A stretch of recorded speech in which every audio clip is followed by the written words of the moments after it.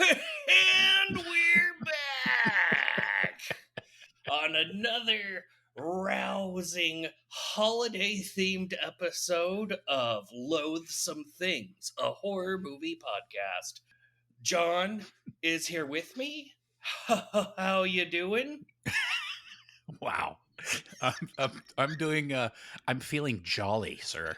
Oh yeah, and John, why is that? Well, well, Josh, I'm feeling jolly because today we're going to be discussing a fine motion picture. Oh, what would that be? Well, funny you should ask.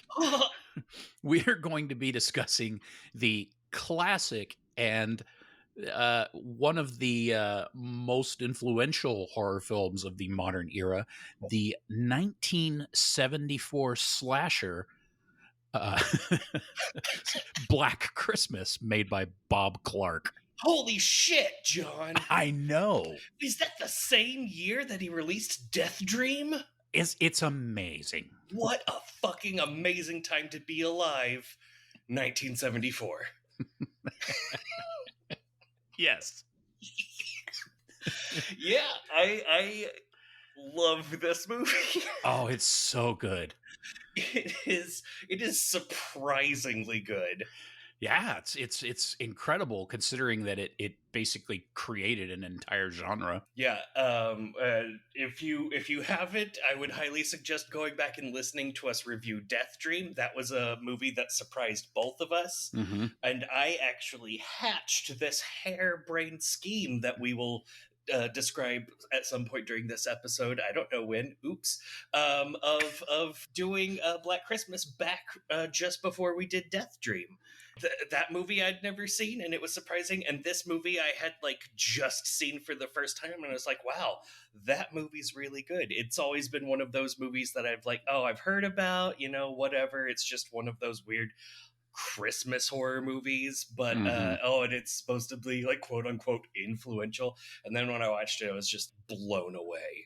Yeah, it's incredibly well made. It's got a lot of life in it, and some pretty fun performances, very disturbing story, and it's surprisingly effective. Yeah, it is. It has aged well. Yeah. Other than maybe the attire and wallpaper, Yeah. It has aged incredibly well. And even then, seeing that was like curtains and fur coats was very entertaining. No, that was great. It was really great seeing all that crazy stuff. Black Christmas is incredible. Go watch the 1974 Black Christmas by Bob Clark. Even if you've already seen it, go watch it again. It's readily available and amazing.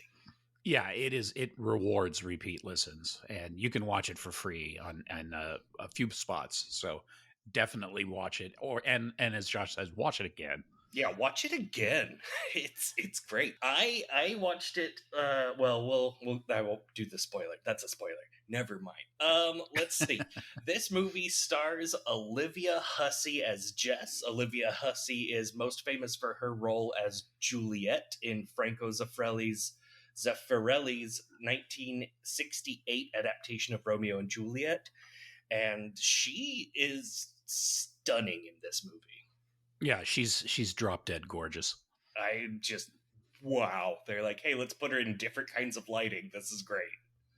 Yeah, she's fantastic. When we watched that was the go-to movie for my literature teachers throughout high school when they had nothing else to do. Mm-hmm. Was watch this movie? You watch Romeo and Juliet. Oh, okay, yeah. Like as if because it had some sort of tie to literature. All I know is it had boobs in it, so we were happy. Like 1.5 boobs. I know. This movie also stars Margot Kidder as Barb. If you're like, hey, I know the name Margot Kidder, but I don't know where she's from, you would probably know her as Lois Lane from the Christopher Reeve Superman movies. Yeah, she's great in this, too.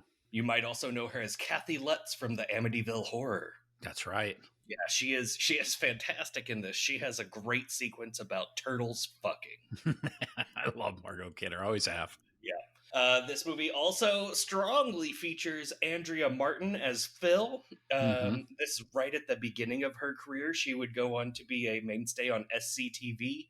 She played Ishka on season 3, episode 23 of Deep Space Nine as a female Ferengi.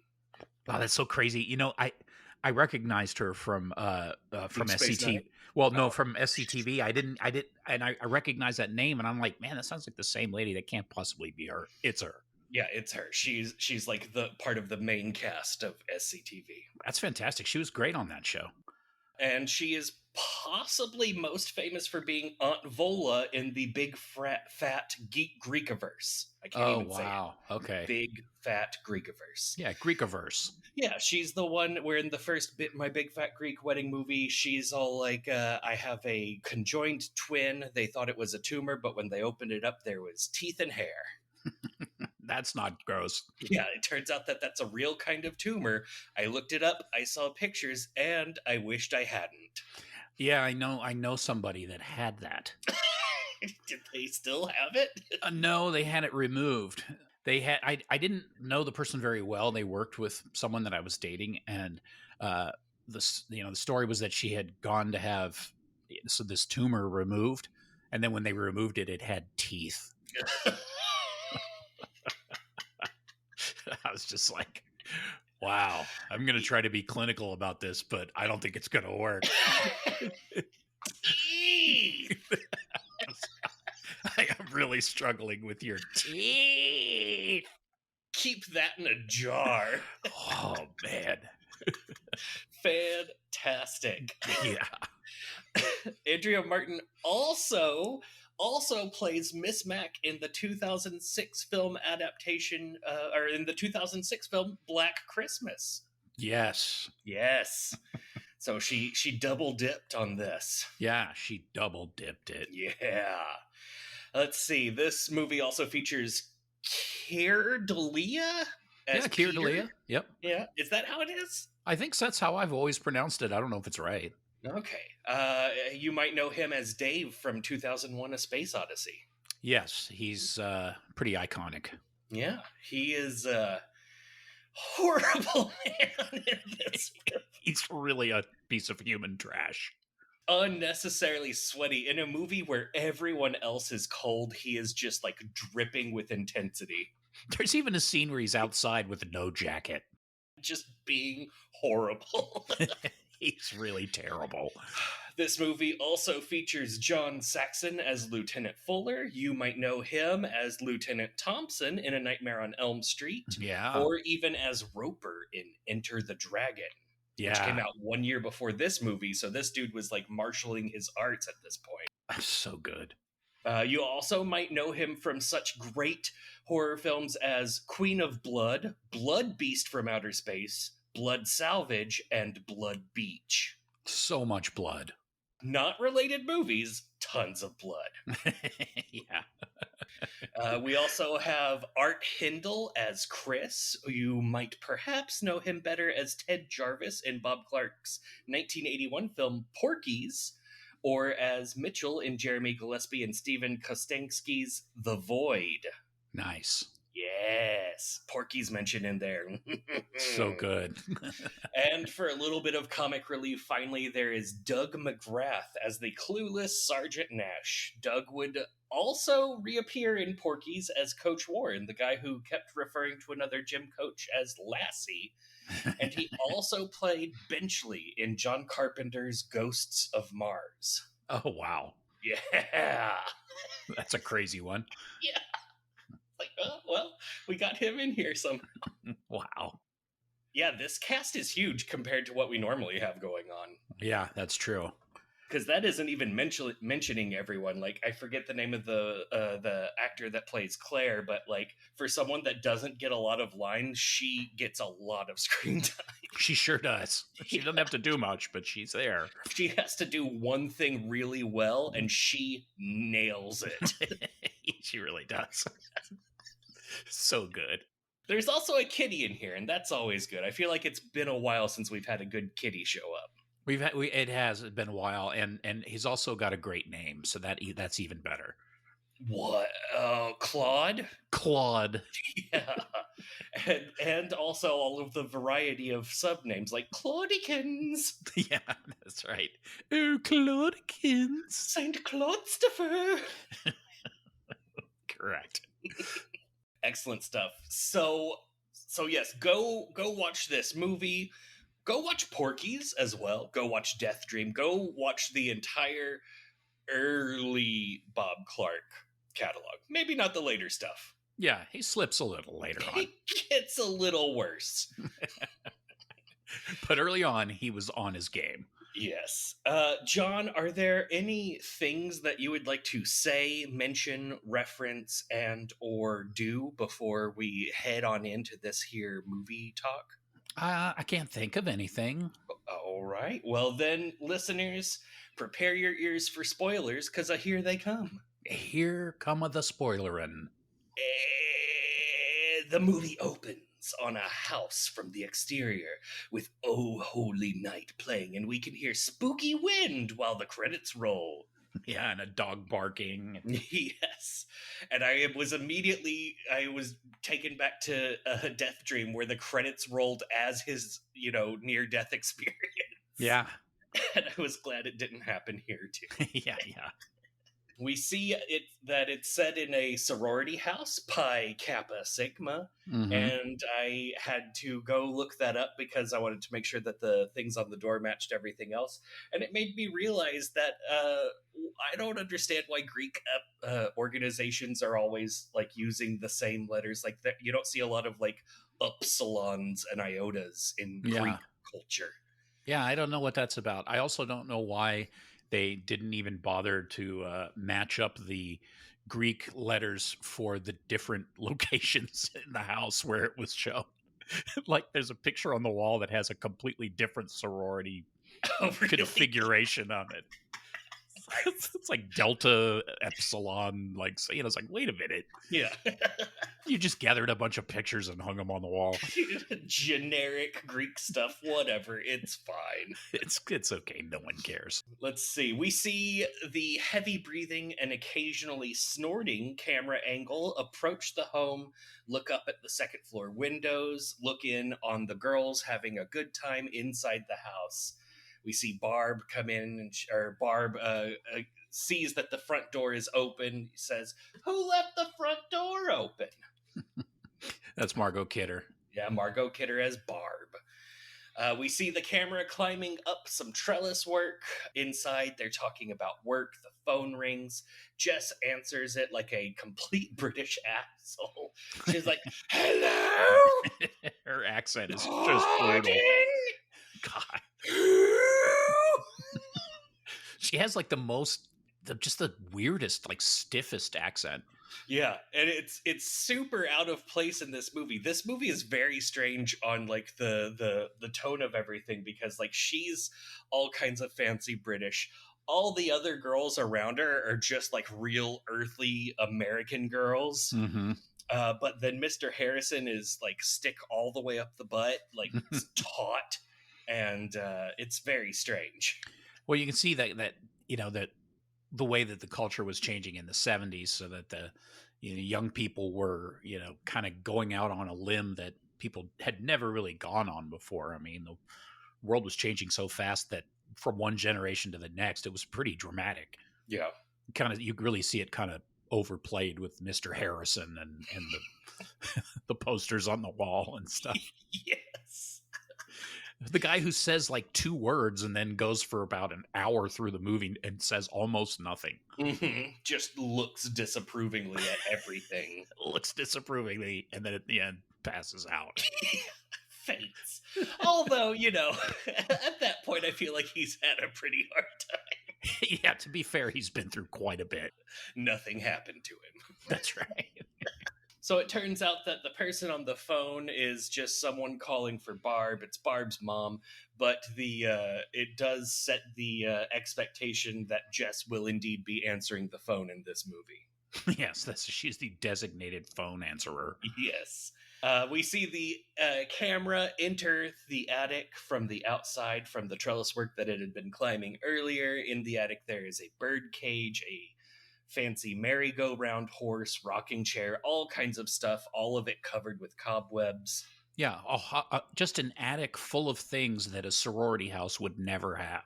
It's so full of things that at some point they installed a pulley system to hoist things up into the attic. Yeah, it's like they went to Central Casting and hired the most stereotypical creepy attic they could get a hold of. You just know there's like a trunk full of old photos and diplomas somewhere. There's like a sweater mannequin somewhere that someone's going to think is a person. Yes. It's like, could we get more cobwebs, please? Although I will congratulate them. They didn't just drape white sheets over everything. That's true. Also, just to rewind a little bit, there's a scene where they're where they're in the living room. There's a scene where they're in the living room and they show the Christmas tree, and apparently the Christmas tree is made out of white fur. Yes. It just looks like white hair with weird lights all over it. Yes, it looks like the Christmas tree is wrapped in silk and is currently metamorphosing into a butter tree. Yeah, so now we can get back to the story proper. Let's see. Oh, and we can see that from upstairs, the camera can hear and see people when they're on the phone. So we get that information that he can just overhear whatever from the attic. We hear Barb having a conversation with her mom where she calls her mom a, quote, real gold-plated whore. Yeah, that was awesome. And then it turns out, we see Claire and Chris at the front door. Chris would appear to be wearing a Chewbacca skin coat. It was amazing. Over the course of this film, we will see that this is either his only coat or his very favorite coat. It's really hard to tell which. I mean, it is quite a coat. It is a spectacular coat. It's intense. There's some weird business between Barb and her mom, something about going skiing, and it feels like Jess agrees to go skiing with her out of pity, but it's not really easy to tell what's going on there. Yeah, that was a little strange. Yeah. With this weird skiing subtext. Which it turns out that's just there to play as an expectation of what things are supposed to happen moving forward. Mm-hmm. The phone rings. Jess goes to answer the phone. She calls all the girls over to her because it's him again, the moaner. That's right, the moaner has called again. Yes, the moaner, and everyone gathers around to listen to what the moaner has to say. It's the moaner. The person on the phone goes through a bunch of different voices, little baby voices, baby cries, women screaming, man growling, piggy snorts. Yeah, it's pretty impressive. It goes through them all. And here's where we're going to say Oprah's least favorite word, like this movie does over and over again, because he starts calling them pig cunt.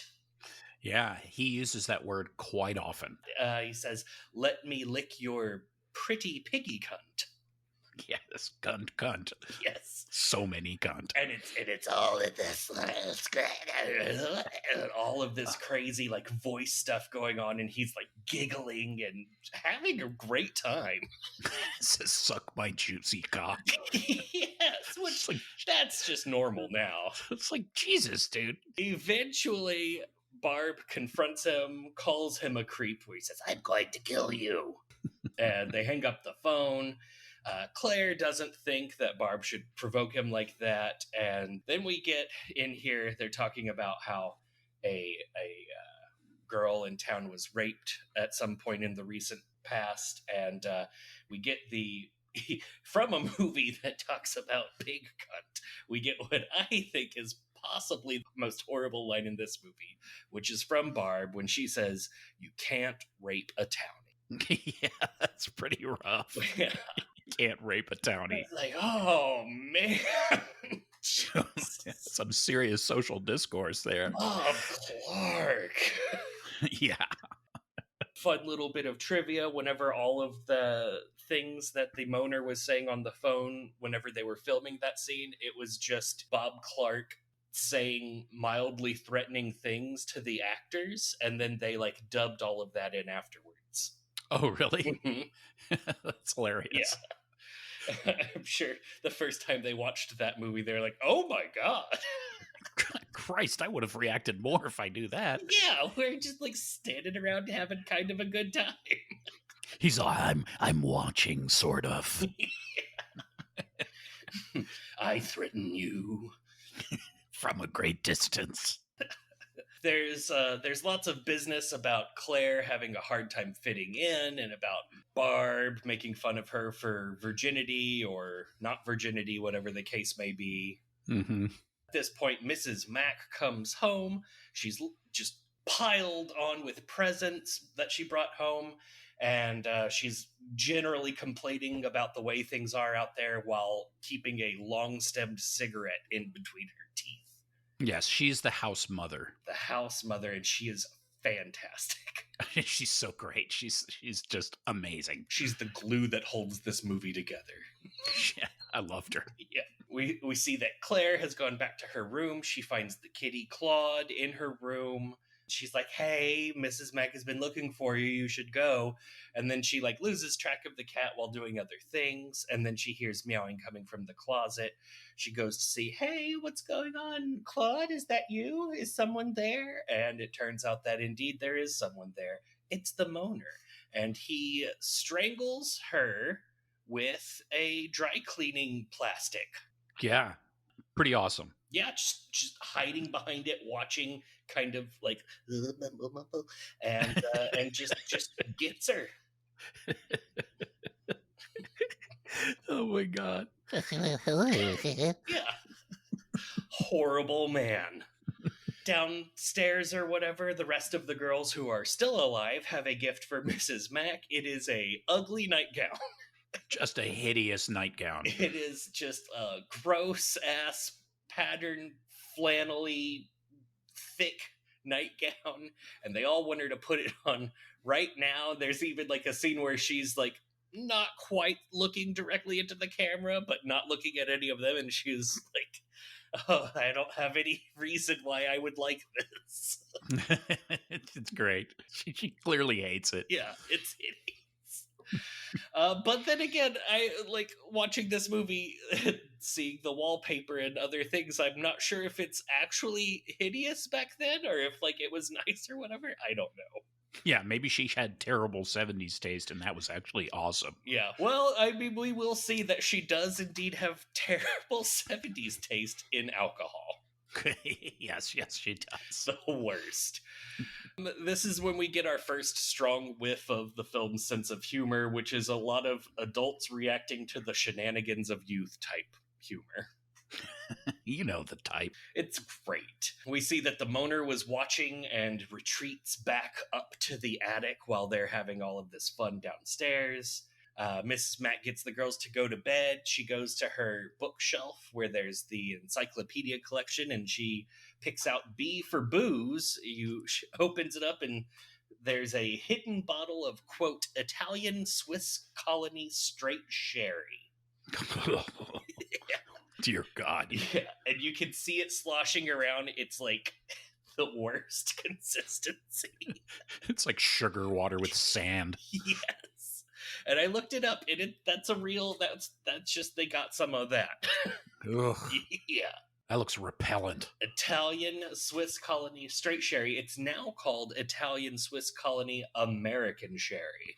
Oh, that makes it sound so much better. Yeah, not confusing at all. Italian, Swiss, American sherry. Yeah. Wow. Yeah. The phone rings, and it's Peter. Peter is calling for Jess. She's like, "Oh, it's too bad you couldn't make it to the party." And that's the first thing that we get. That's the first time we find out about Peter, but it's also like a little bit suspicious that he wasn't able to be there. Mm-hmm. Ooh. Dun dun. Yes. Over the course of their phone conversation, we start to get the feeling that there might be some trouble in paradise between Jess and Peter, but we don't really get a good sense of what that is. Mm-hmm. And I don't think Peter does either. No. Switch to Mrs. Mac theatrically brushing her teeth in the mirror while still wearing her horrible nightgown and her hat and making faces at herself in the mirror. Once she realizes that she is done brushing just the front of her teeth, she realizes that even though she's at a sink with water, what she really needs is something to swish her mouth with. So she looks around in the medicine cabinet. There's nothing there. Oh, and then she remembers. She lifts the lid off the tank of the toilet. There's a string tied. She pulls it all the way out, and it's deep in there. And at the other end of the string is another bottle of Italian Swiss Colony straight sherry in the water, but this one's label has like started to slide up. She keeps it in the toilet tank of that hideous maroon toilet. Yeah, it's gross. And then she takes a pull of the sherry, swishes it around in her mouth, and spits it out because she just wanted it to spit out the toothpaste. She's rinsed out her mouth with sherry. How horrible must that taste? Toothpaste and sherry. Oh, disgusting. Yeah, it's really gross. Yeah. She then notices her nightgown in the mirror and says to herself, I wouldn't wear this to have my liver out. Which is probably going to happen. Yeah. And then we see outside Jess is looking for Claire. We switch to Claire. We see Claire is dead, staring into nothing. There's the clear plastic is still draped over her head with it like shoved into her mouth a little bit. She's rocking back and forth in a rocking chair, very Deathdream-esque, with a candle behind her while awesome, creepy piano string effects go on. And we hear the moaner creepily recite a nursery rhyme as the scene transitions onto like really fancy college buildings. Yeah, it was a really cool shot. Yeah, fantastic. And I really like that like plastic over her head because it's back whenever all horror was practical effects, and it's not like a big deal one, but it does remind you that back then horror movie effects were basically the same thing as like stage magician business, right? Like, they had a little hole cut in the plastic, but it still looks really good. Yeah, I'd say that's like sleight of hand stuff. Yeah. Outside the next day, we see that it's a fancy-ass college with cathedral-style buildings, and a very stiff, bald man, Mr. Harrison, is impatiently pacing in the center of the scene. He is then hit in the face by a snowball, knocking off his glasses while maybe children laugh maniacally. Yeah, I was a little confused there. It's a little confusing. A guy comes over to help. He says, sorry, I should have kept a better watch on them. We see that there's a school bus in the background of this fancy college scene. To which Mr. Harrison responds, I think so. Yeah. He's like, yeah, well, I said I was sorry, man. Like that makes it okay. Yeah. So I guess the children that never appeared on the screen threw a snowball from inside the school bus. Yeah, I didn't know they were keeping a fresh one. I don't know. And then he stopped the school bus to help the man pick up his glasses. I don't know. And then was a dick about it. Yeah. But it turns out that he can actually help Mr. Harrison with something, because Mr. Harrison was supposed to meet his daughter here. We find out that his daughter's name is Claire. He's like, oh yeah, they're over at this house. Switch to inside, and we see a fro-tastic Santa cussing in front of children. Oh, that guy is amazing. He was in there earlier. He just has the whitest afro possible. He's just ridiculous looking. Yeah, and a big old mustache. So he's just like a young, self-pleased. What is it? Gene Shalit, is that his name? Yeah, that's who he looks like exactly. It's incredible. But he's playing Santa, and he's not having a good time. So he just keeps cussing in front of children. He's mad because Phil was supposed to go away with him for the weekend, but she's going skiing with Barb's gold-plated mother instead. I don't really get what's going on with that, but okay. I love the scene where he's sitting there, he's got the kid in his lap, and he goes, "Oh, ho, ho, ho, fuck." And he just keeps cussing over the course of it. And they even like have the kids address it like, yeah, he's naughty. Yeah, the inappropriate humor in this movie is fantastic. Yes. For as horrific as this movie is, its sense of humor does not stop. It's true. Then we see Mr. Harrison makes it over to the girls' sorority house. That's where it pans across the Express Thyself poster with the granny slowly reaching out to flip you off. Yeah, that's great. And Mrs. Mack is talking to him. She explains that Claire's things are all packed. He looks at the poster, disapproving. Mrs. Mack just tries to smile it away. He's very disappointed, and he says, "I intend to do something about this atmosphere." And she sees that he hasn't noticed the nude butt peace poster behind her and puts her hand right over the butt so that maybe he won't see it. I know, it's like as if that won't get his attention. You can still clearly see that it is two people sandwiched on top of each other. They don't have any other clothes, but maybe there's just not a butt under her hand. Yeah. And he says that he didn't send his daughter here to be drinking and picking up boys. She's like, well, I'm sure she's just, wherever everything's fine. So he's going to go check at the frat house where she might be. She needs a ride, so he's going to give her a ride there. As she goes inside to get her things, he does, in fact, see the butt. In case you were worried. Yeah, surprise, there's a butt. Yeah. She mocks him in the mirror while drinking and putting on her hat. She complains that she's not responsible for the morals of every girl in the house. And, quote, "These broads would hump the Leaning Tower of Pisa if they could get up there." End quote. It's pretty incredible. Yeah. These broads. What a horrible woman. I also really love that she has a public voice, and then she has her to herself whisper voice. Yeah, she's great. She is fantastic. As she's getting ready, she hears Claude the cat and goes searching for him. While she's looking around for him, she spills the contents of her purse and says, "Balls!" That's right. And then as she's stooped over on the stairs, picking up the contents of her purse, she's yelling, "God damn it, Claude, you little prick." And just as she says little prick, Mr. Harrison comes up level with her as he ascends the stairs and makes eye contact with her and is just looking at her like she's disgusting. This is like, oops. She says, "This is very kind of you, Mr. Harrison." I love it. We see them from the window attic. We see them getting into a car. It pans out, and we can see that Claire is just barely visible inside the window, but it doesn't quite look like a person because she's in a bag. Mm-hmm. Then we see it jumps, and Jess is in a very huge, fancy room with Peter. She is wearing a very fluffy pink hat. And she tells Peter that she is pregnant and that she doesn't want it, and he doesn't want her to have an abortion. Yeah, it's so great because she's got this giant pink beret, and he has this ridiculous green turtleneck. They look so 70s. Oh, yeah. All of this is happening around a, grand piano. It's a Steinway, even.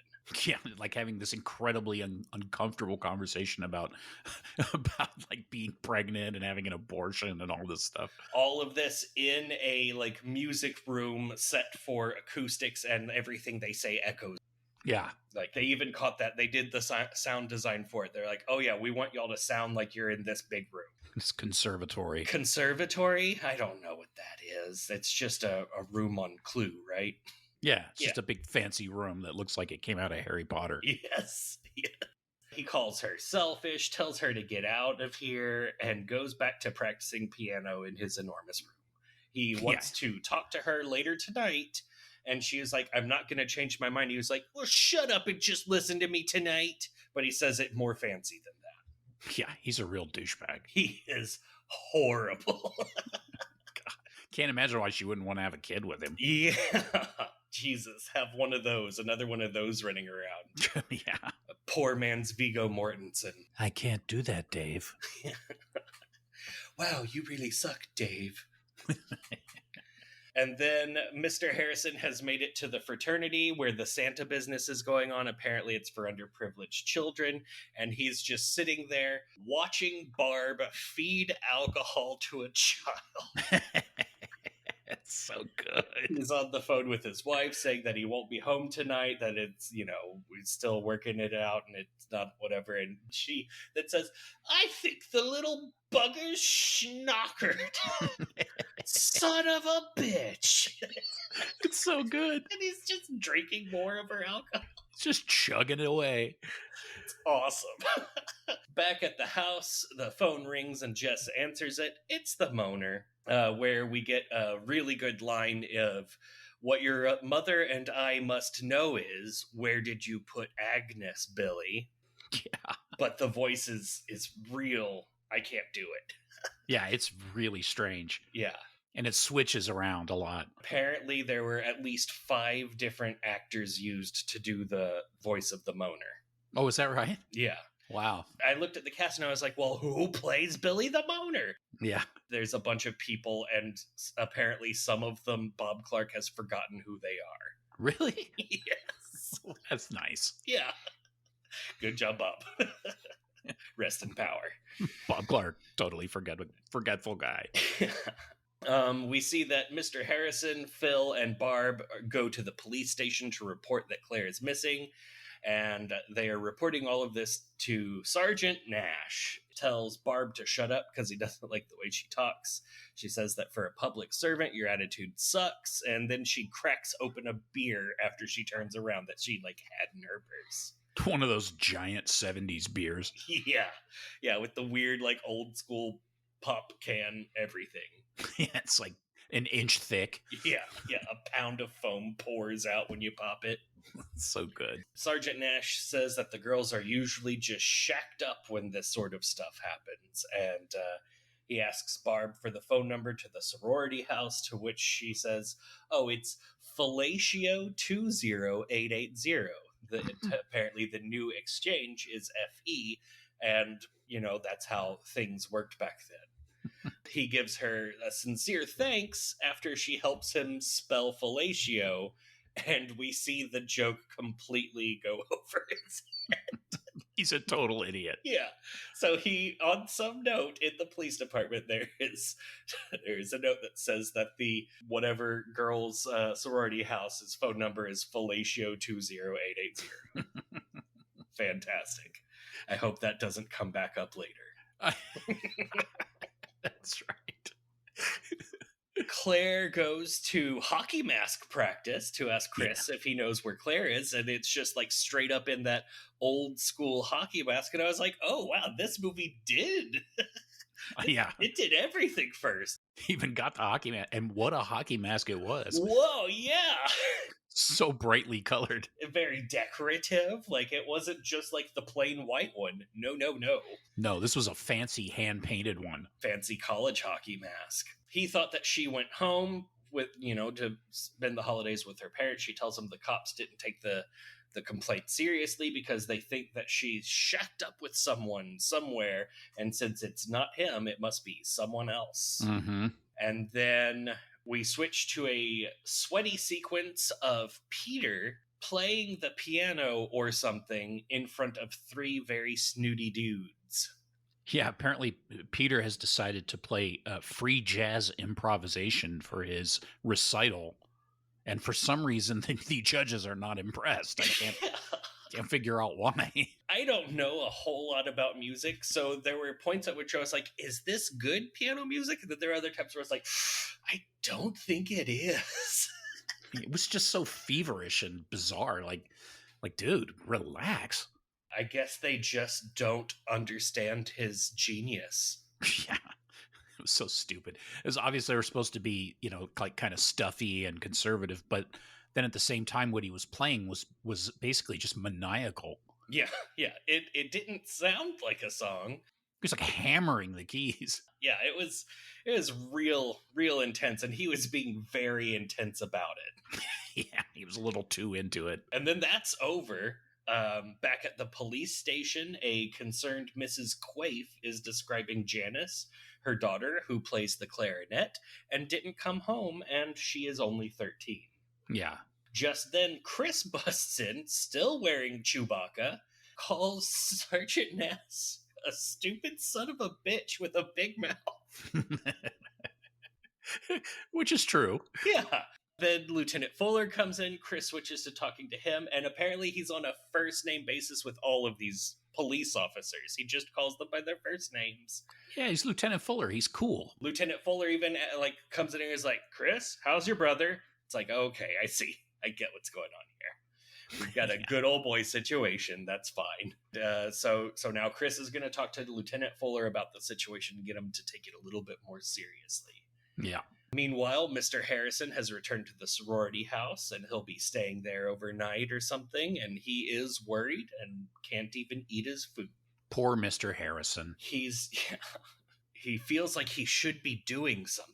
He's probably right, except he isn't doing anything. Yeah, and no matter what he did at this point, it wouldn't make a difference. Yeah, she won't be any less dead. Not for Claire, anyway. Maybe... Might have saved other folk, yeah. Although I don't know what he would do about it. No, he's pretty useless. Yeah, he might bald at someone. He might distractedly leer somebody to death. Yeah, even his disapproving stare is very ineffective. He just has no expression. Yeah, nobody's impressed by Mr. Harrison. Yeah. Who somehow managed to fuck somebody and have a child. Yeah, have a college child that doesn't fit in. Way to go, Mr. Harrison, you dick. And dates a Chewbacca-esque goalie. Who's clearly gay and tries to play it out by hand painting his hockey mask. Whoa. He doesn't want to take it in the mouth. Oh. Meanwhile, though, Barb is drunk on the couch, and she has a Playboy centerfold open, and it looks like maybe she's been cutting bits out of it. Yeah, Barb's got issues. Yeah, and she is fantastic. I love her. She starts telling a sloppy drunk story about how a subspecies of turtles can screw for 3 days without stopping. And to accentuate this, she slams her hands together to simulate the experience of two turtles slowly fucking. A worm. She says, quote, "You don't believe me, do you? But how could I make something like that up?" She's like, I saw it for myself. Yeah, I went down to the zoo and watched them. It was very boring. Yeah, she's like, I mean, I didn't stay for 3 days, but I did watch the zebras, and they lasted about 30 seconds. Yeah, and then she starts laughing and says, "Premature ejaculation," and then keeps laughing. I also like when she says, I'm lucky if I get 3 minutes. Yeah. All of this to Mr. Harrison, who is just trying to worry about his daughter. And he does not think this is funny. And that's whenever she gets maudlin, because the drunk is going down now. Mm-hmm. And then she says, "You think it's my fault, don't you? You think I drove her away, and if it turns out that she's dead, you're gonna blame me." Phil is there. She says, "Barb, you're drunk, go to bed," which she does. Amazingly, she takes her advice. Switch back to the conservatory, and Peter gets all destroy and ruins the Steinway with a stanchion. Yeah, he goes completely apeshit and just destroys a Steinway. What a dick. Yeah, just flips the back open and pounds away at the piano strings, which is pretty great because throughout this movie there's like lots of, not piano music, but sounds made using piano strings, and yeah, might tie those themes together.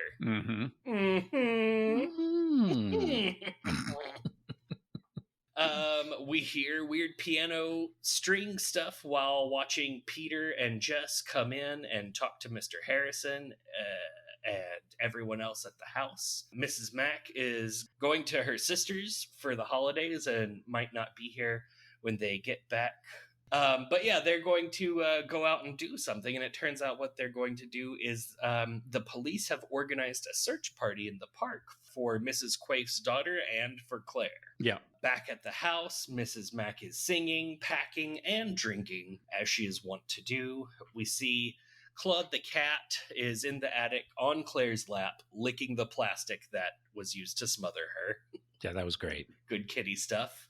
I don't think we really get a good feel for do things go well for Claude? Yeah, I don't think there's any resolution for Claude, is there? No, I don't think so. I think this is the last time we see him, which is pretty daunting.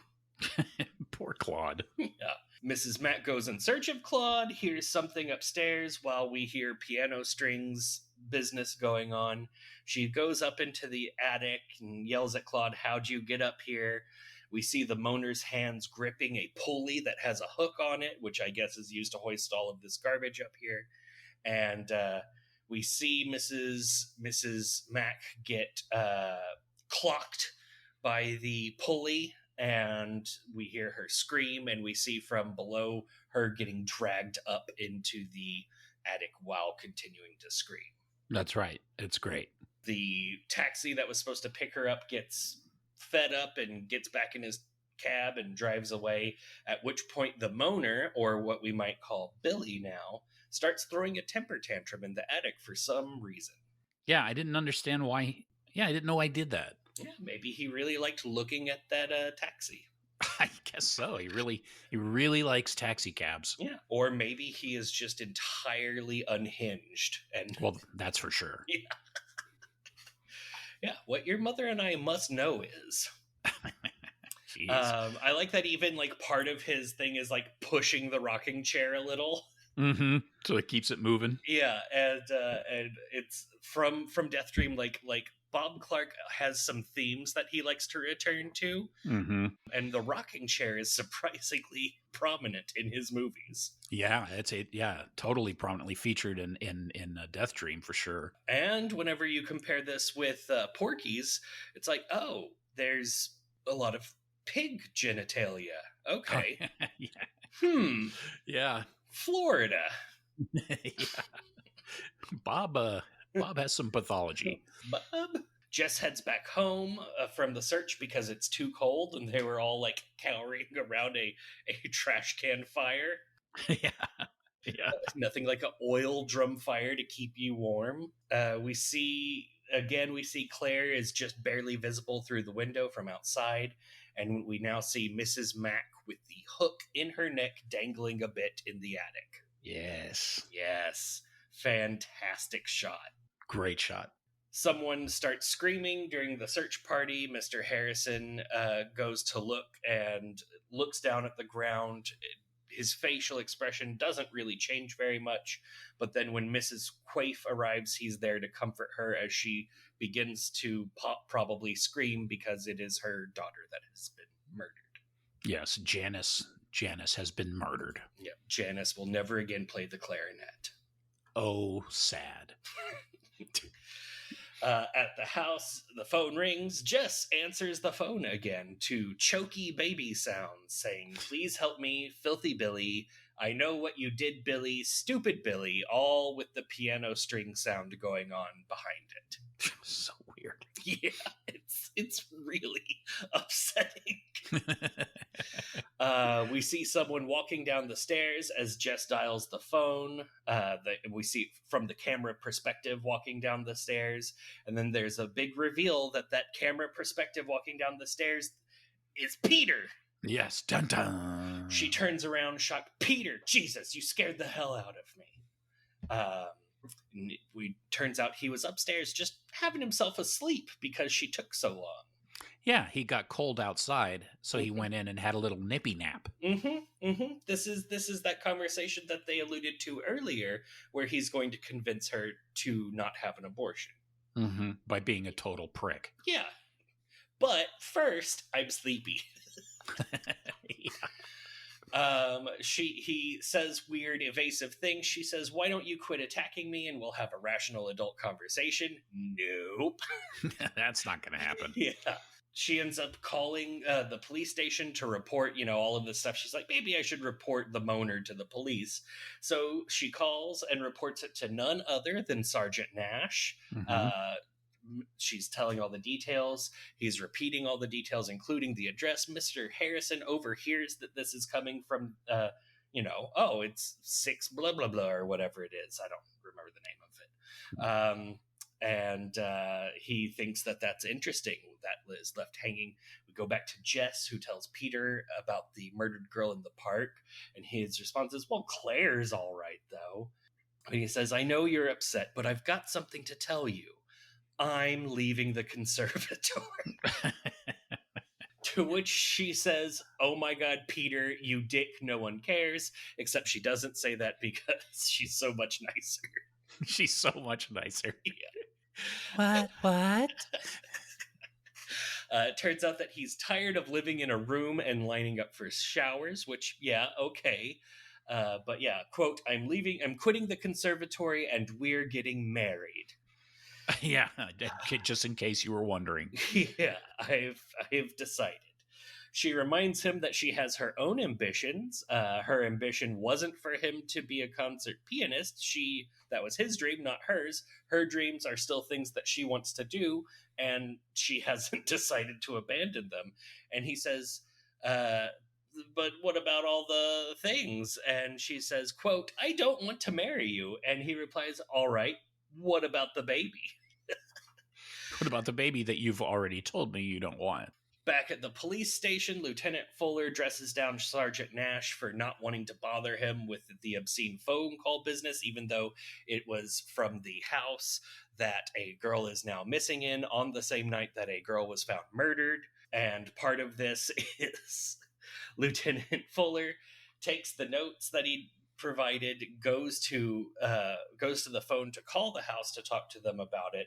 We see in the background there's another detective-y cop watching and giggling, and when Lieutenant Fuller finally starts to dial the phone number, the other cop, he stops and the other cop busts out laughing. And Fuller starts laughing a little bit too, summons Sergeant Nash back into the room.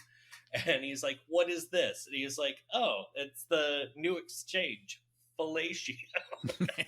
Fellatio, They're like, 2800 or whatever. They're like, fellatio? He's like, yeah, one of the girls gave it to me. And they're like, the girls gave it to you, huh? They just start laughing at him openly, and he looks bothered, and he's like, I know, it's something dirty, ain't it? And then he goes back to what he was doing before.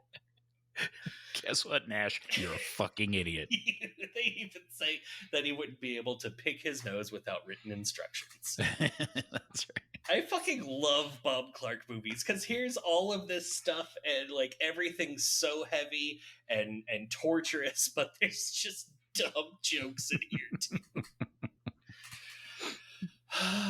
Back at the house, Peter is all cry-faced near that weird cocoon Christmas tree. He even like picks things off of it and gets all flingy and turny around. Weird hair tree. Yeah. He calls Jess a selfish bitch. You're talking about killing our baby as though you were having a wart removed. And that becomes an important quote. Yeah. Jess, let's get one thing straight. You're not going to abort that baby. And she's like, you can't tell me what to do.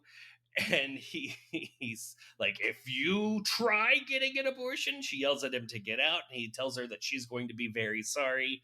All of then piano string sounds go on as Peter leaves the house in a huff, just as Phil and Lieutenant Fuller arrive with lineman Graham, who we have not met until this point, who plays a very weird role in this movie.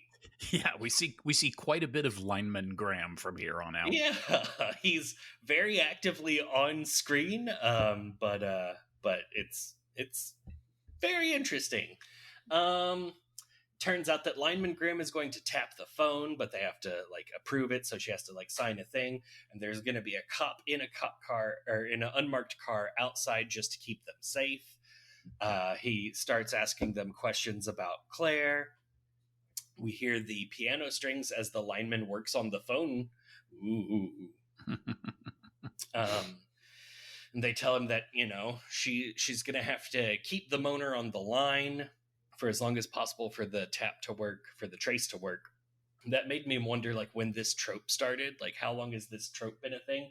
I couldn't find super direct evidence of this being a thing in earlier movies, but I'm sure it is, because, like, this was towards the end of actually having that be the way that line taps work.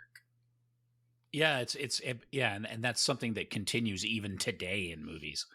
Yeah, today it doesn't make sense because that's not how phone taps work anymore. No, not at all.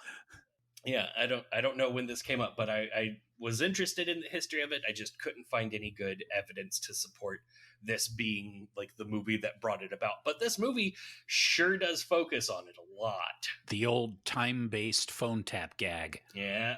No, it wasn't long enough. Gonna have to wait for another call and make that one longer. Keep him on the line. They so overdo it in like this weird arcane gigantic phone warehouse facility where you can physically trace a phone call. Yeah. Like find the location of the call in the room. Yeah, Makes no sense. You have to find the little spot on these huge shelves and then lift up a like metal lid, and underneath there is a number, and then you have to communicate that number back to another guy who will then tell you some information. So weird. Yeah. I also like that he has a mobile phone tap, which is a one-piece thing that has the like rotary dial on it. Mm-hmm. That was awesome. That was hacktastic. Yeah. As Lieutenant Fuller drives away, we see Peter lurking behind a tree while piano strings go. Back inside, Phil is now having a hard time emotionally with all of this stuff. She goes to bed. That is one thing that this movie doesn't really nail, is the progression of emotional upsettedness of the individual characters, because most of the time it just feels like they're all right with everything, but then all of a sudden just, I'm upset now. Yeah. But I guess that might be how real people behave anyway. Yeah, well, that's probably true too. Yeah. That's it. It's switching station. We see Lineman Graham does lots of business at the switching station. Yeah. We see Billy the moaner. He's sitting in front of Claire and rocking the chair back and forth while a gross doll is in her lap. He's mumbling to himself. Then we see him come down from the attic while Jess is waiting by the phone. The moaner enters Barb's room where she has passed out drunk. We see the crystal long-stemmed unicorn. Jess hears Barb gasping. She goes up to see what's wrong, and it turns out that she is having asthma. She helps her with her inhaler, and she said that she had a nightmare and dreamed that someone was in her room. We see from the moaner's perspective, he's walking away, watching them talk. And then you can hear just the fanciest little whistlers you can imagine from the front porch. That's right. Jess leaves Barb to pass back out and stands in the doorway. It's a pretty famous scene of her listening to them sing "O Come All Ye Faithful" while bathed in the red glow of the Christmas lights around the wreath. Just fantastic. That great super saturated actual film look. Mm-hmm. Yeah, it looks great. It's super striking and memorable, which is crazy for a film like this. Like, for one of the things to stick out so strongly as that. Yeah. But it's sure there. Maybe not as sticky outy as Claire in the window, but you know. Oh yeah, this movie's filled with like great shots. Yeah. Yeah, and this sequence right here is perfection. It's just great because it keeps switching between Jess listening to the child carolers and then close-ups on the child carolers singing "O come all ye faithful." And then it also switches back to the moaner creeping around inside the house. We see him enter Barb's room. It focuses on the crystal unicorn, and then we hear him whispering, "Agnes, it's me, Billy. It's all right, pretty Agnes. Don't don't you tell what we did, Agnes." And all of this while still hearing "O come all ye faithful" by the carolers. And then we see him stab her over and over with the horn from the crystal unicorn, and switching between all of this and the carolers the whole time. It is just great. It's great, and it's crazy to think that this was shot at a time where all this editing had to be done by hand. Yeah, they had to literally like cut film and tape it together. Yeah, I mean, there's a lot of cuts in some of these scenes. Yeah, and this was not big budget at all. This was like, this movie like made him king shit of Canada Mountain. Yeah, these were, in Canada, films are, they get funded partially by the government. Yeah, they have like, and so it's and it's money is I think it was like, it cost like $600 something thousand to make, which even then, I mean, obviously now that's nothing for a movie, but even then that wasn't a lot. Yeah, they weren't playing with a huge budget for this, but you can see the love poured into it. Oh, the camera work is fantastic. Yeah, the camera work, the sound, all of it. Like this movie just nails it on every front. It really does. Maybe not with the thing about the townie, but I mean, it's a 70s movie. It's got some of that. That was rough for a movie about a guy murdering girls in a sorority house. That was just not what I was expecting. Yeah, how it's impossible to rape the local girls because they'll sleep with anybody, basically. It's like, okay. Oh. Woo. So all of this happens. A lady comes up and yells at the woman leading the carols, "Get the kids back in the car." Don't you know there's been a murder? She tells Jess about it, and she's like, "Oh yes, I know." And then she's like, "Your phone's ringing." So those people are over with. Jess goes back inside. The phone is indeed ringing. It's the moaner. The sound coming through is a child crying, and "No, Billy!" And it's interspersed with the lineman trying to trace the call, and Lieutenant Fuller listening in with disgusted face. We hear the moaner say, "What your mother and I must know is just like having a wart removed." Ooh. Yes. She hangs up. She says, "Oh my God." And no trace. Too short of a call. Lieutenant Fuller asks her, "What was that oh my God reaction?" And she's like, "Oh no." And he was like, "Well, who was that guy that was leaving when we came in?" But then he gets distracted and hangs up. He says he'll have to call her back because some guy comes in that he's been arrested by like 5 cops because he shot a cop in the ass for trespassing on his land. It's so great. And the cop's got his pants down and his shirt's covering his ass. It's got like little bloody spots all over it because he's caught a quote ass full of buckshot. Yep. I believe he threatens to shove the shotgun in his ass sideways. He does. Yeah. And if you come back, I'm going to shove it up there sideways. Yeah.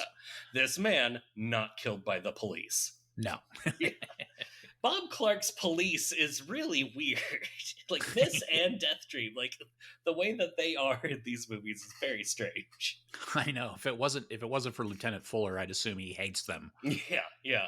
And then in Porky's too, in Porky's, not the second as well. Yeah, thank you.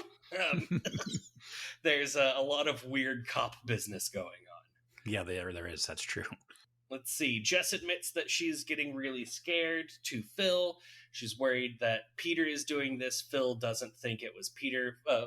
Phil has come back from bed because she's like, "Why is there so much screaming in this house?" And she was like, "Oh no, it's nothing. That was just Barb having a asthma attack." They go and they check to make sure that the cop's still outside. The phone rings and it's Peter. And then Peter is now cryy and sad and weird. He's like, "Please, Jess, we can't kill the baby."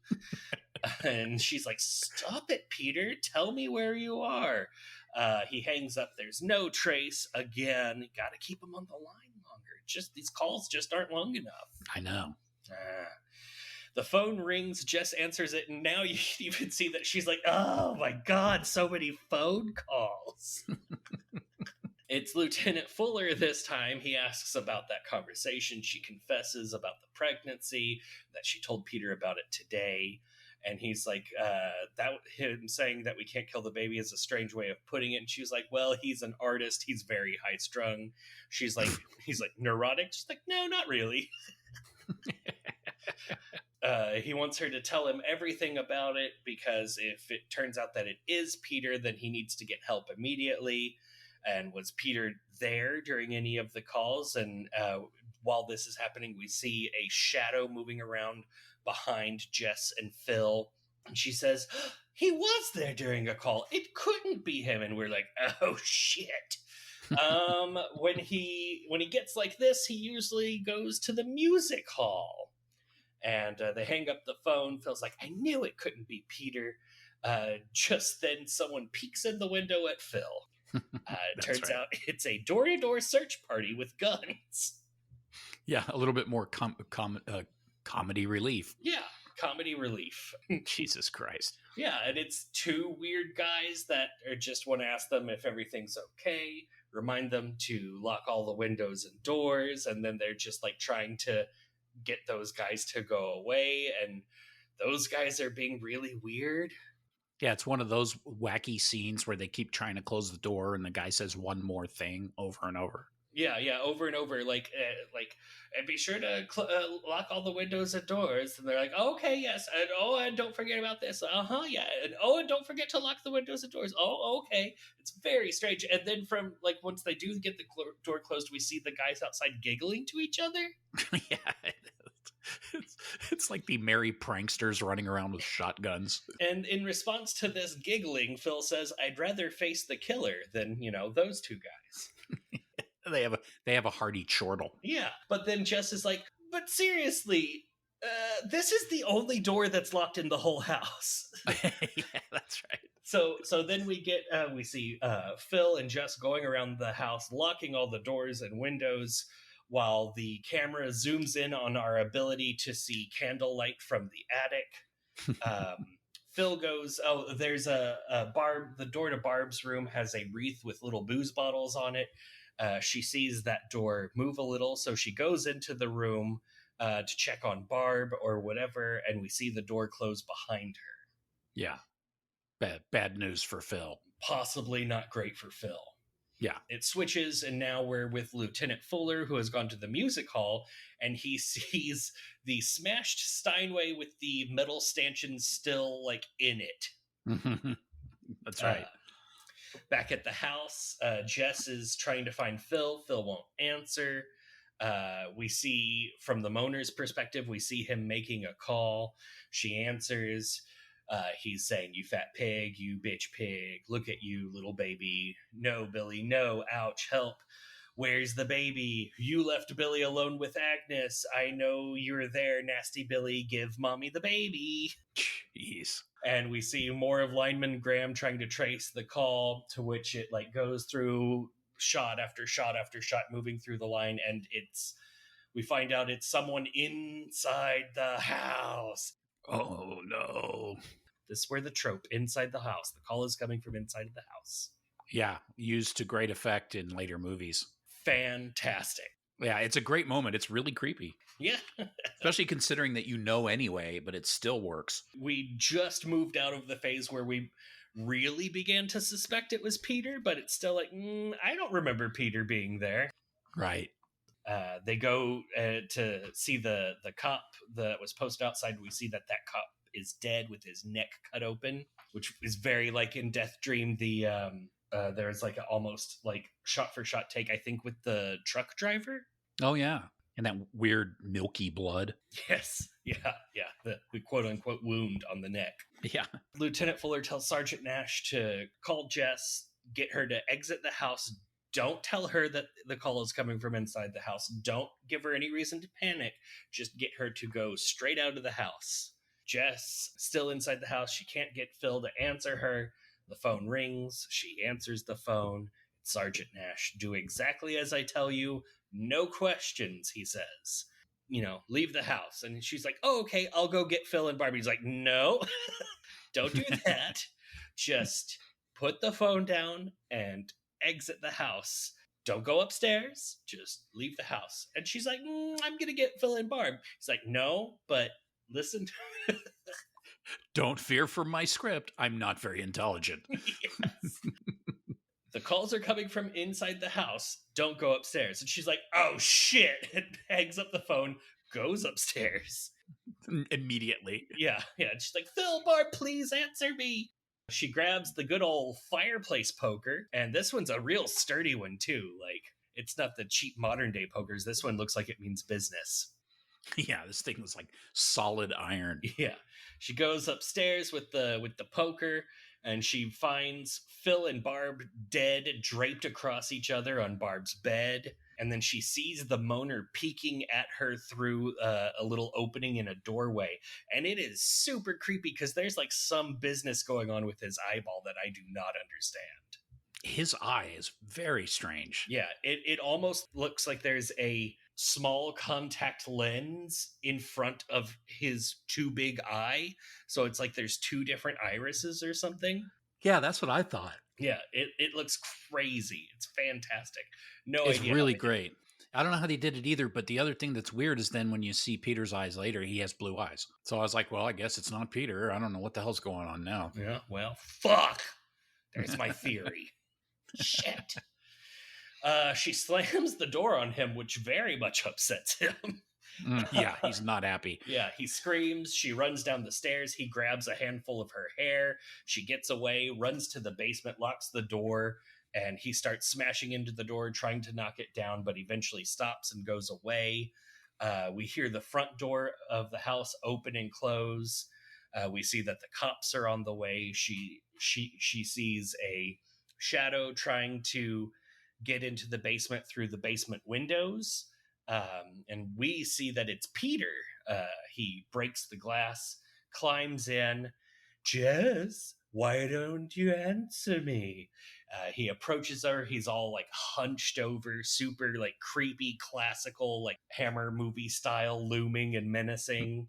Mm-hmm. And outside the house, we see police cars screeching to a halt, sirens going, and even over all of this, we can hear her screaming over the sound of all this, even though she's in the basement.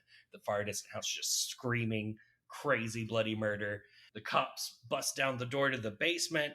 They find her kind of out of it with Peter's dead body draped across her lap. She killed him. Yeah, that's quality final girl action there. Killed the shit out of Peter with a fireplace poker. I don't know if any other movie has it where the fireplace poker actually works. I know, it's true. It always breaks. Or she kills Peter on the head, I guess, with the fireplace poker because we see his head bleeding. Yeah, she straight up kills Peter with the poker. It's great. Fantastic. Good job. Good work. We love you. Yes. Fuck Peter to death with that. Then it turns into the cops just trying to like put the pieces together. Why would Peter start killing people? It turns out they've sedated her. She's asleep in a bed. The doctor says he'll stay with her. They talk about alerting the other girl's parents so that they can identify the bodies. And they say all of this in front of Mr. Harrison, who still hasn't found his daughter, and he faints. And so, since he faints, instead of I'll stay with her, they busily hustle him off to the hospital.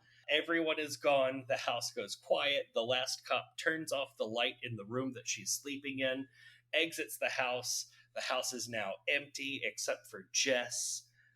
We hear the piano string effects go. The camera pans around the house. We hear laughing. We see that the moaner is still upstairs with the still undiscovered Claire and Mrs. Mac bodies. And we hear him say, Agnes, it's me, Billy. And the camera zooms out from Claire through the window, outside, and into the night, very Deathdream-esque. We see that there is a cop on the stoop. We hear inside the phone ringing, and the cop does nothing. He just stands around. He's preventing people from going into or out of the front door, and the credits roll. And as the credits roll, the phone ring gets louder and louder. It's fantastic. Another thing that I thought was really good is like it's so zoomed out that the cop is just like a little part of the screen, and Mm-hmm. you're drawn to look at him, see Mm-hmm. whether or not he's going to go inside. And Yeah. as that's happening, that's when the credits roll, and where he is on the screen is where all of the names of the actors and everything is. So it's like forcing you to look at these people's names because you're just trying to see whether or not he's going to go inside. Right. I thought that was brilliant. And no, he does not. No, no, he doesn't. But it's a great ending. The way it just looks great. It's, again, it's shot well. It's like aesthetically, it's a great ending. Just like Deathdream, great, great final moments. Yeah, definitely. But yeah, so that's Bob Clark's Black Christmas. Yeah, it's known as a classic, and it deserves it because it is fucking classic. Yeah, it kicks ass. It is.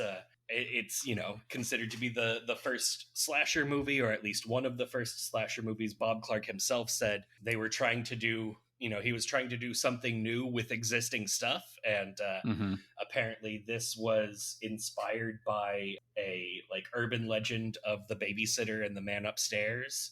Mm-hmm. And it is great. It is, I would say, I think it might be my favorite slasher movie. At least it's definitely I would have a hard time not including it in my like top 10 horror movies of all time. It is enormously great.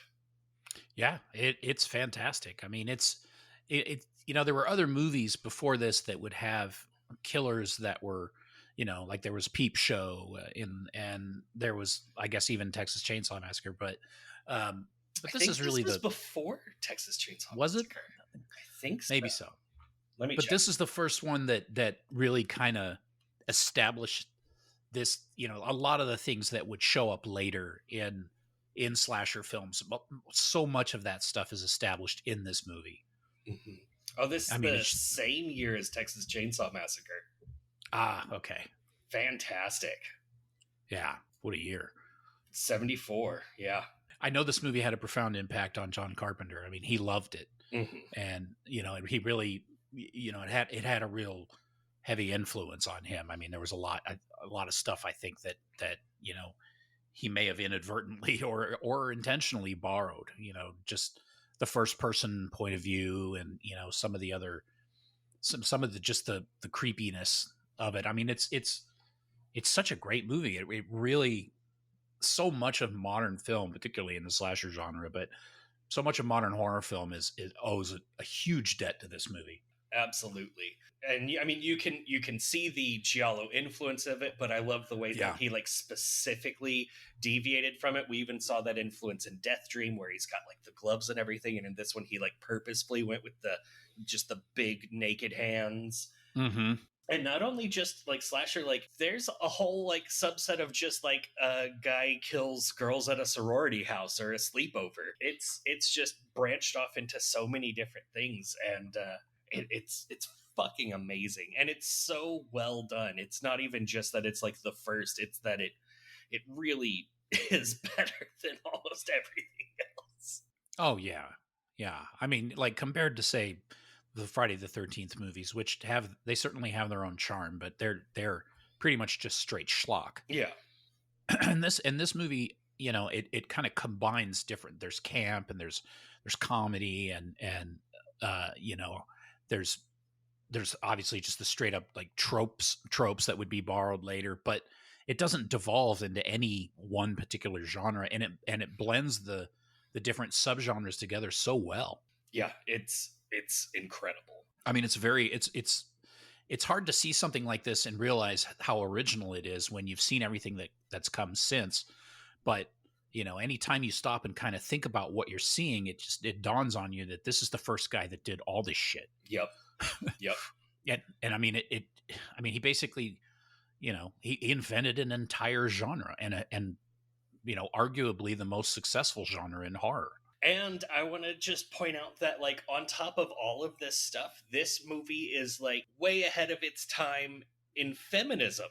Like, true. This movie is ultra feminist, like, just in your face, surprisingly feminist. There's all of these different male characters that are putting expectations, commands, limitations, and physical violence onto women.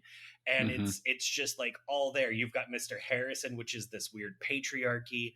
You've got Peter, who is like passing along his despair at not being good enough of a man in the eyes of other important men, and then like taking that out on Jess. You've got Sergeant Nash, who is like a lot of harm comes to women because of his incompetence. Right. It's just all over the place. It is fantastic. Yeah, it's really amazing. I loved it. I don't have enough great adjectives for it. It's incredibly well done. I mean, it's such a, I don't know. I thought it was amazing. For me, watching this through that lens of this is a feminist movie, that gave, like, I watched Porky's for the first time because of watching this movie, and so I had my eyeballs peeled for gender studies topics, and the whole fucking thing is just masculinity studies. It is textbook, and it is amazing. Oh yeah, it's just, I mean, again, he essentially created that whole genre as well. Yeah, the like raunchy, like horny young boy comedy, like exploits. It's great, and that movie is like subverting, the wholesome 1950s idea. It's like, exactly. It's like it's taking like the idea of Happy Days and being like, no. It was like all dicks and stuff. Yeah, it wasn't this all, well, golly gee, Mr. Smith, and all that kind of crap that you see from the 50s. These were real people doing real people stuff. Yeah, horrible stuff.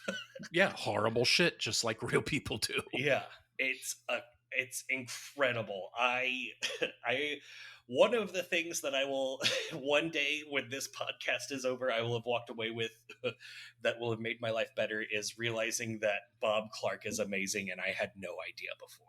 Yeah, I didn't either. And I had seen some of his stuff. I know, including Black Christmas, but I that was a long time ago, and I honestly just, I liked it, but I just didn't appreciate what it was, Yeah, it's great. I'm going to be seeking out and watching more, possibly getting disappointed once we get towards Super Babies, Baby Geniuses 2, but yeah, got it. It's a living.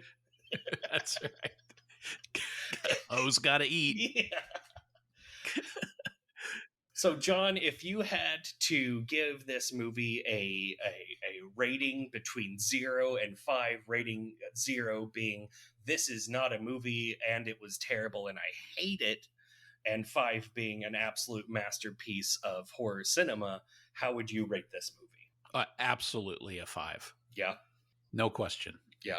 I'm in the same boat. This is a 5 out of 5. This is perfection. Yeah, I mean, this is as good as a horror film is going to get. It's incredible. It has aged well while still being a relic. Like a lot of the things in here aren't as surprising as they used to be. Like, I really had to stretch my imagination to think that it was actually Peter, because obviously it's not Peter. But the one movie wanted you to, suspect that it was Peter. But even with that, it's still incredible.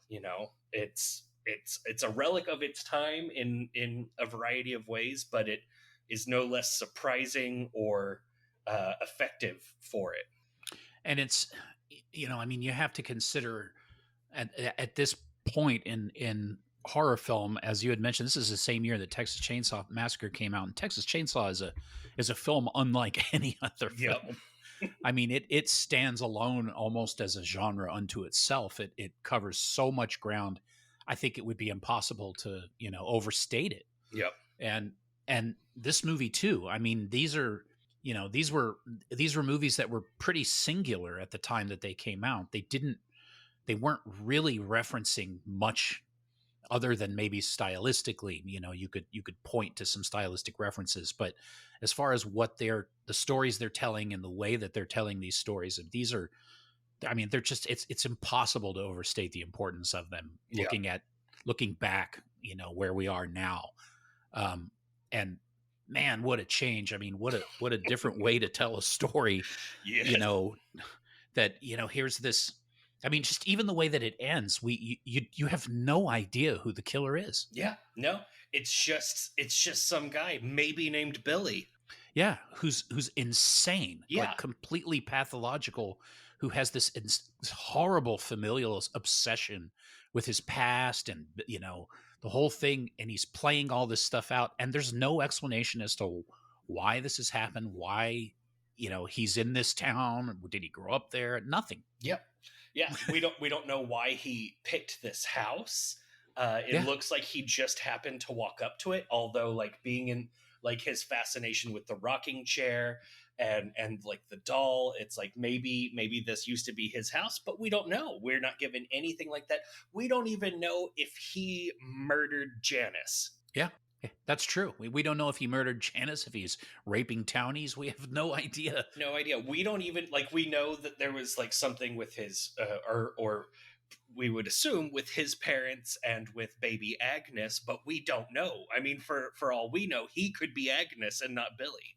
Like Yeah. there's nothing there, and we don't get it. I mean, maybe him being Agnes is a little bit of a stretch, but obviously, like there is some trauma there, and it is something that he's like reliving and acting out.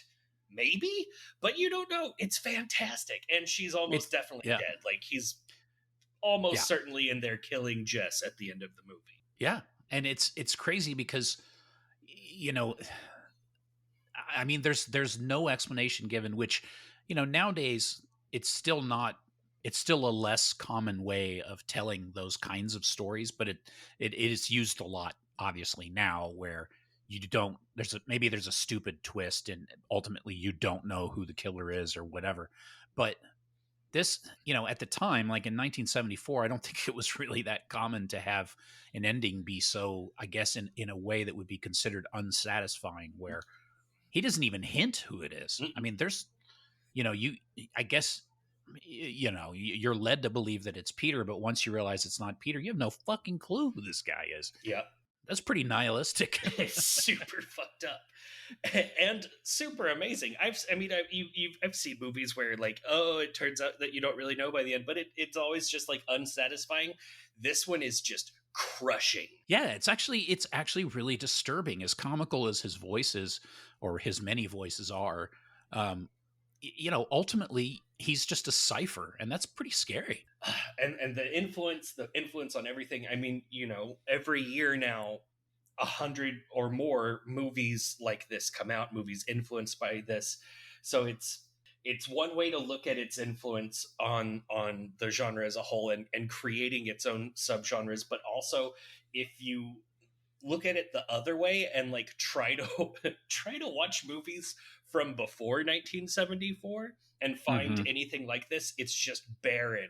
And the whole idea of horror movies before Texas Chainsaw Massacre and before this were just so much more boring most of the time. I mean, Texas Chainsaw Massacre was like, like life-changing for me when I saw it. It was like, it was like just a little slice of perfection. I'd never seen anything like it. It was so wonderful. John, I'm going to have to tell you something now. See, I've never seen the original Texas Chainsaw Massacre. Oh, really? I have never seen it. I don't even think. No, I saw the remake with Jessica Biel in it. That's all. Yeah. I haven't even seen 2, which I know is also famous. 2 is great. It's a different kind of movie, but it's great. Yeah, I know that's when they're like, what if we made a sequel, but it's a comedy? Yeah, but it's still creepy in its own way. It's fantastic. Excellent. We will have you've got to you've got to watch it. You've got to watch it. It's obviously, but I mean, it's even if it was just for history's sake, and you knew it was going to be bad, you'd have to watch it. Yeah, it's fucking great. Awesome. So this, I believe, is our first 10 out of 10, John. Is it really? I think so. I think the only other time either of us have given something a 5, the other one has been like, meh. Yeah, I think you're right. But I don't even think we've had very many 5s. Yeah, that's true. Well, I mean, this one is totally deserving of that. I think this is a 10 rating that we can proudly stand by. Oh yeah, like if anyone was like, yeah, but what about this? I'd be like, oh, come on, you're just like, what, the townie thing? That's not a reason to knock off a point. Yeah, what about Kiss My Ass? Let's see. Deathdream. That was 9 out of 10. We've had lots of 9 out of 10s, but no, this is our first 10 out of 10. Yeah, I think sometimes there's a, we watch one and it has a, personally hits us in some way and we give it a 5, but the other guy really likes it too, but isn't willing to go quite that far. Yeah. But this is one of those ones where it's like, fuck that. This movie's as good as it's going to get. That nothing is. There's very, very few horror movies out there that are as good as this movie. I mean, if I want to nitpick, I can say little things like there's a scene where you can see the camera reflected in a picture. Oh, fuck you.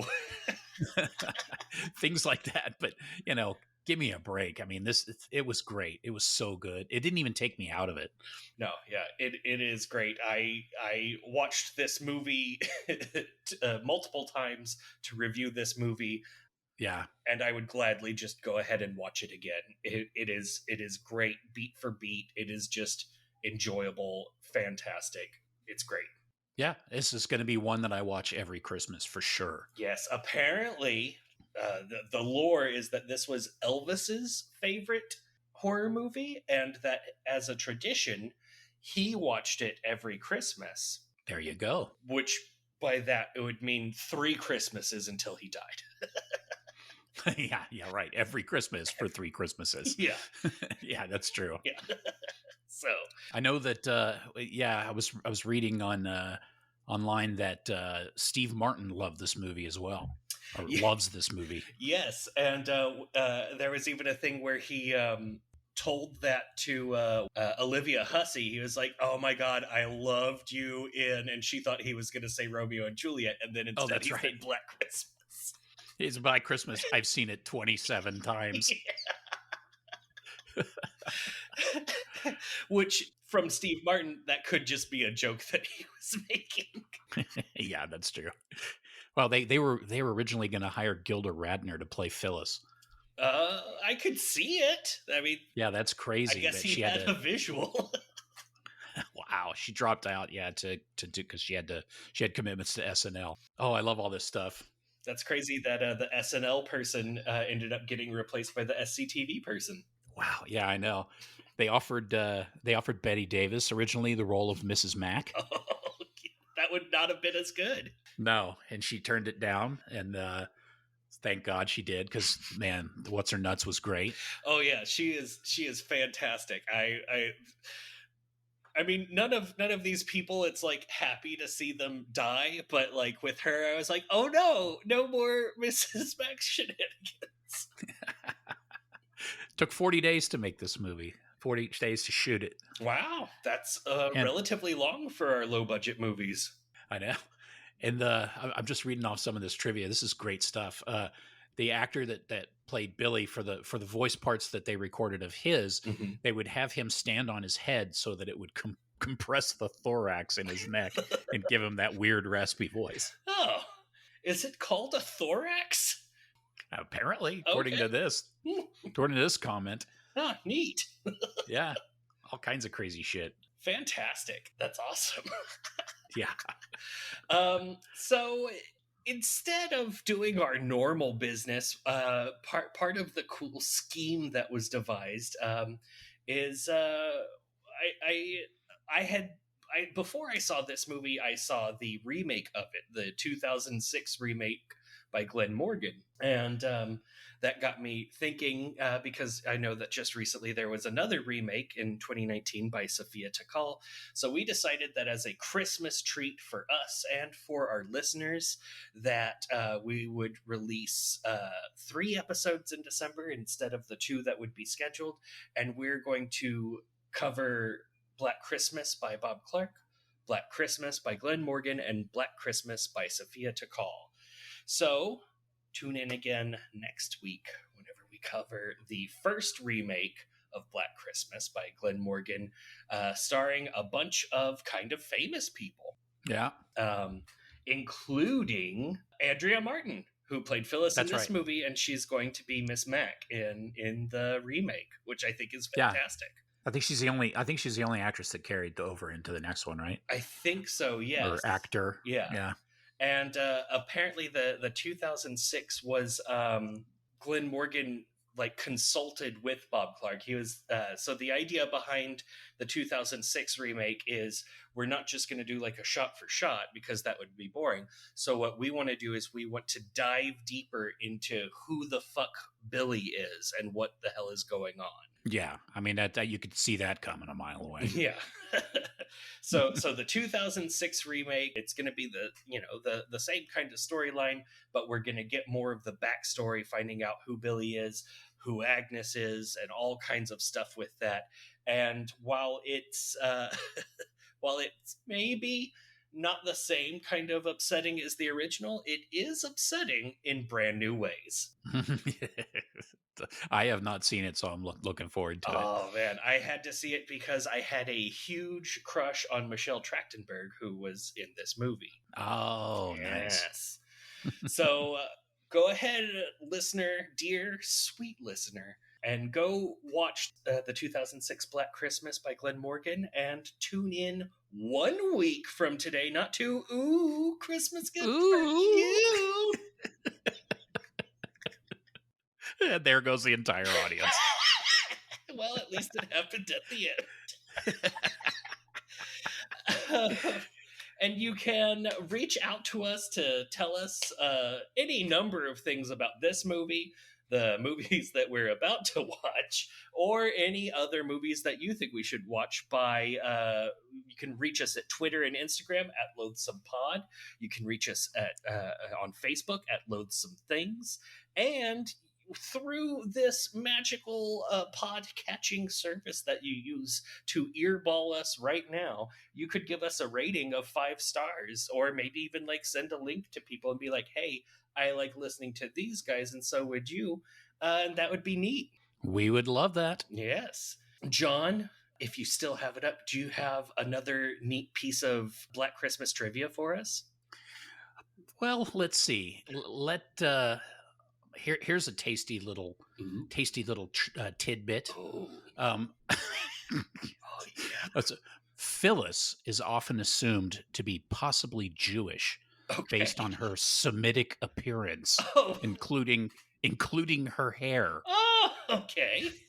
Her last name Carlson, however, is not a typically Jewish name, but rather Swedish. The actress, Andrea Martin, is Armenian in real life.